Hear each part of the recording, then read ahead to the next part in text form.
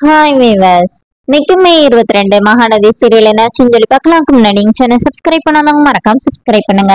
இன்னைக்கு என்ன அப்படின்னு சொல்லி பார்த்தீங்கன்னா, காவேரி வந்து அந்த ஸ்டால்ல உட்காந்து அந்த வீடியோனா பார்த்துட்டு இருக்காங்களா. அப்போ பார்த்தா அங்க குமரன் வந்துடுறாரு. இப்போ குமரன் வந்து என்னமா இந்த மாதிரி பிரச்சனையாச்சுன்னு சொல்லி கங்கா சொன்னா, அதனாலதான் நான் வந்து கடையெல்லாம் கூட்டிட்டு வந்துட்டேன். இப்ப காவேரி வந்து இல்லமாமா நீங்க போங்க, நானே பாத்துக்கிறேன், ஒரு பிரச்சனையும் இல்ல அப்படின்னு திருப்பி திருப்பி சொல்றாங்க. குமரன் இல்ல இல்ல நான் போக மாட்டேன், இங்கதான் இருப்பேன்னு சொல்லிட்டு அங்கே இருக்கிறாரு. இங்க என்ன ஆகுது அப்படின்னா, கோயில்ல வந்து வெண்ணிலா போலீஸ் எல்லாம் வந்துடுறாங்கல்ல. இப்போ போலீஸ் வந்து விஜய் கிட்ட என்ன சொல்றாங்கன்னா, வெண்ணிலா கிட்டே அதே தான் சொல்றாங்க. என்ன சார் நீங்க பேசிட்டே இருக்கிறீங்க, சீக்கிரமா கல்யாணம் பண்ணி வைக்க சொல்லுங்க அப்படிங்கிற மாதிரி சொன்னோன்னே, இப்போ அந்த இன்ஸ்பெக்டர் என்ன சொல்றாங்கன்னா, ஏமா நீ புரிஞ்சுதான் பேசுதியா, அவருக்கு ஏற்கனவே கல்யாணம் முடிஞ்சிருச்சு, சட்டப்படி கல்யாணம் முடிஞ்சவரை கல்யாணம் பண்ணி வைக்க முடியாது. அதுவும் இல்லாம அவரு சம்மதம் சொல்லணும், அவரும் ஓகே சொல்றதுல இல்ல, அதுக்கப்புறமா எப்படி கல்யாணம் பண்ணிக்க சொல்ல முடியும். இப்ப இவரை வர சொன்னது எதனாச்சும் செட்டில்மெண்ட் வேணும்னா சொல்லு பேசலாம் அப்படின்னு. எனக்கு செட்டில்மெண்ட் வேணுமா, நான் என்னை பார்த்தா உங்களுக்கு எப்படி தெரியுது அப்படி மாதிரி வெண்ணிலா கேக்குறாங்க. இப்ப விஜய் என்ன சொல்றாருன்னா, நீ உண்மைக்குமே நான் லவ் பண்ணியானே எனக்கு இப்பதான் டவுட்டா இருக்கணும்னு இப்ப ராகினி வேற சொல்றாங்க. எனக்கே இப்பதான் அந்த டவுட் வருது அப்படிங்கிற மாதிரி ராகினி மனசுக்குள்ளே சொல்றாங்க. இப்ப விஜய் என்ன சொல்றாருன்னா, நீ உங்க அப்பா வந்து சும்மாவே என்கிட்ட வந்து கல்யாணத்துக்கு முன்னாடி இந்த மாதிரி என் சொத்து மதிப்பெல்லாம் எவ்வளவு இருக்குன்னு சொல்லிட்டு பேச்சுவாக்குல என்கிட்ட பேசுவாரு. அதே மாதிரி நீயும் காசு வேணும்னு என்னைக்குமே என்கிட்ட வந்து கேட்டதில்ல. ஆனா நீ ஒரு சிச்சுவேஷனை இது பண்ணி நானா தர மாதிரி நீ பண்ணிருக்கிற. எனக்கு என்னமோ நீ காசுக்காண்டி தான் என்ன லவ் பண்ணிருக்கியோன்னு எனக்கே இப்பதான் டவுட் வருது அப்படிங்கிற மாதிரி விஜய் சொல்றாரு. எல்லாத்தையும் சேர்த்து பார்த்தா அப்படிதான் இதாகுதுன்னொடனே இப்ப அன்பு அங்க இருந்துட்டு பிடிச்சா பாரு பாயிண்ட், இதுக்காக தான் நானே அவங்க அப்பாவை வந்து வீட்டு விட்டு விரட்டுறதுக்கு விரட்டுனேன். ஏன்னா என்னை வெளியில விரட்டிட்டானா என்ன பண்றது அப்படின்னு சொல்லிட்டு அவர் அங்க நின்று அவராவே சொல்லிக்கிறாரு.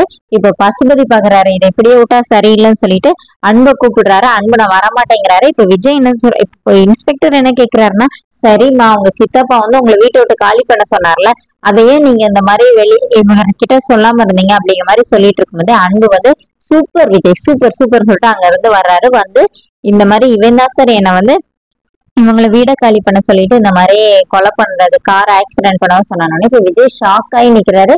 இப்ப வெண்ணிலா என்ன சொல்றாங்கன்னா, இந்த மாதிரி நீயே என்னை கொலை பண்ண சொன்னா அப்படிங்கிற மாதிரி விஜய் கிட்டே கேக்குறாங்க. விஜய் வந்து இங்க பாரியா தேவையில்லாம இங்க வந்து இந்த மாதிரி பேசி இருக்கான்னு சொல்லிட்டு அன்பு அடிக்க போகும்போது இன்ஸ்பெக்டர் சொல்றாரு, சார் இங்க மீடியாக்காரங்க எல்லாருமே இருக்கிறாங்க, இந்த விஷயம் இங்க வச்சு பேசக்கூடியது இல்ல, வாங்க ஸ்டேஷன்ல போய் பேசுவோம் வாங்கன்னு சொல்லிட்டு விஜய் வந்து கூட்டிட்டு போயிடுறாங்க ஜீப்ல ஏத்தி. இது காவேரி பாக்குறாங்க. பாத்துட்டு ஐயோ என்ன ஆச்சுனே தெரியலையா அப்படின்னு சொல்லும்போது குமரனுக்கு யாரோ கால் பண்ணி இந்த மாதிரி அவரோட கஸ்டமர் வந்து உடனே ட்ரெஸ் வேணும் அப்படின்னு கேட்டோடனே குமரன் அங்க இருந்து கிளம்பிடுறாரு. இப்போ காவேரி வந்து அங்க இருக்கிற ஐயப்பன் கிட்ட சொல்லிட்டு காவேரி கிளம்புறாங்க. இங்க வீட்டுல என்ன நடக்குதுன்னா, அந்த வீட்டுல எல்லாரும் பேசிட்டு இருக்கும்போது இவங்க யாருக்குமே விஜய் அரெஸ்ட் பண்ணது எதுவுமே தெரியல. இப்போ வந்து ஹவுஸ் ஓனர் மாமி வேற வராங்க. வந்து இந்த மாதிரி விஜய் அரெஸ்ட் பண்ணி போயிட்டா அவங்களுக்கு எதுவுமே தெரியலையா, அவனை விட்டு உங்க பொண்ணுன்னாச்சும் விலக சொல்லலாம்ல, டைவர்ஸ்னாச்சும் கொடுக்க நீங்க எதனாச்சும் பண்ணலாம்ல, பாவம் அவன் எவ்வளவு கஷ்டப்படுறானோடனே இப்ப சாந்தி என்ன சொல்றாங்கன்னா, உங்களுக்கு அந்த பையன் மேல நல்ல அபிப்பிராயம் இருந்துச்சுன்னா நீங்களே அந்த பையனை எதனாச்சும் பண்ண ஏற்பாடு பண்ண சொல்லுங்க, எங்க பொண்ணு வந்து சைன் பண்ணிடுவா, எங்களுக்கு இதுக்கு எந்த பிரச்சனை இல்லை அப்படின்னு சொல்லி அனுப்பி வைக்கிறாங்க. அப்புறமா காவேரி வந்தானே இன்னைக்கு இதை பத்தி பேசணும் அப்படிங்கிற மாதிரி சொல்லிட்டு இருக்கிறாங்க. இப்ப ஸ்டேஷன்ல வந்து இன்ஸ்பெக்டர் கேக்குறாரு அன்பு கிட்ட, இது வந்து நீங்க சொல்றது சாதாரண விஷயம் இல்ல, உண்மையை சொல்லுங்க அப்படின்னோடனே அன்பு வந்து விஜய் திருப்பி அதே தான் சொல்றாரு. இப்ப விஜய் கோவத்துல அன்பு அடிக்கிறதுக்காக இது பண்ணும்போது இன்ஸ்பெக்டர் சொல்றாரு, சார் நீங்க கோவப்படாதீங்கன்னொடனே, சார் இந்த மாதிரி ஒரு பொய் சொல்லும்போது எனக்கு கோவம் வராதனோடனே, இல்ல சார் நான் கோயில்ல வச்சு உங்ககிட்ட அதுதான் சொன்னேன், கோவப்படாதீங்க, அப்புறமா நீங்களே எல்லாத்தையும் ஒத்துக்கிற மாதிரி ஆயிரும். இப்ப விஜய் அமைதியா உட்காந்துடுறாரு. இப்போ உடனே இன்ஸ்பெக்டர் வந்து அன்பு கிட்ட என்ன சொல்றாருன்னா, இந்த மாதிரி நீங்க அவர் மேல பழிய தூக்கி போட்டோன்னே நீங்க எஸ்கேப் ஆயிரம் மட்டும் நினைக்காதீங்க, தண்டனை உங்களுக்கும் சேர்த்துதான் கிடைக்கும் அப்படிங்கிற மாதிரி அன்பு கிட்ட பேசிட்டு இருக்கிறாரு. அதோட என்னோட எபிசோட் எண்ட் பண்ணிட்டாங்க. நாளைக்கு தான் பெரிய ட்விஸ்ட். நாளைக்கு வந்து காவேரி வந்துடுறாங்க. அப்ப வந்து வெண்ணிலா வராங்க. அப்ப வந்து நீ தான் கான்ட்ராக்ட் ஒய்ஃப் தானே, கான்ட்ராக்ட் தான் முடிஞ்சிருச்சுல, அப்புறம் என்ன நீ தான் ஒய்ஃப் மிஸ்ஸஸ்ன்னு சொல்லிட்டு வரணும்னே. இப்ப காவேரி வந்து வெண்ணிலா கிட்ட என்ன சொன்னாங்க, நீங்க பாரு விஜய்க்கு நான் மட்டும்தான் ஒய்ஃப், நான் மட்டும்தான் அவருக்கு ஒய்ஃப், வேற யாருக்கும் அங்க வந்து இடம் கிடையாது அப்படிங்கிற மாதிரி சொல்லிடுறாங்க. வெண்ணிலா அப்படியே ஷாக் ஆகி நிக்கிறாங்க. அதோட என்னோட எபிசோட் எண்ட் பண்ணிருக்காங்க. தேங்க்யூ.